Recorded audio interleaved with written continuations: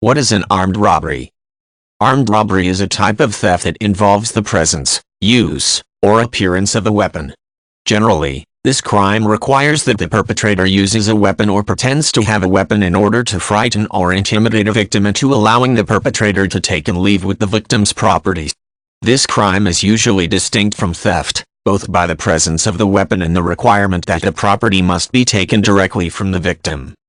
Most of the time, armed robbery is classified as a felony.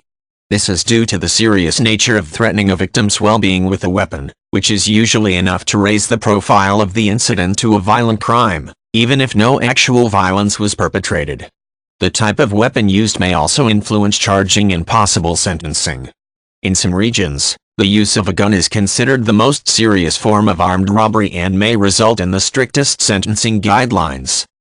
Though use of a firearm may bring the most serious charges, any type of weapon may result in a crime being deemed an armed robbery. Weapons may include manufactured items such as knives, or may include dangerous objects such as rocks, broken bottles, pipes, or chains. Generally, a crime can be charged as armed if the robber intended to make the victim feel threatened by the presence of an object that could be seen as a weapon. According to judicial precedent in some regions, a crime can be charged as armed robbery even if the weapon was not real, as long as the victim believed it was real and it appeared to be real. In some cases, armed robbery may even be classified as a federal crime.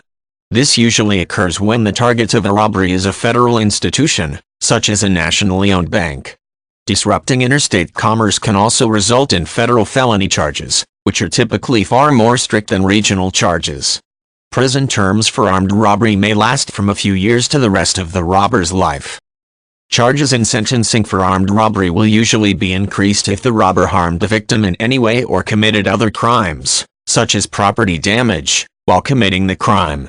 The more violations have occurred, the stiffer the sentencing. In some areas, perpetrators may be eligible for the death penalty if they kill a victim during an armed robbery.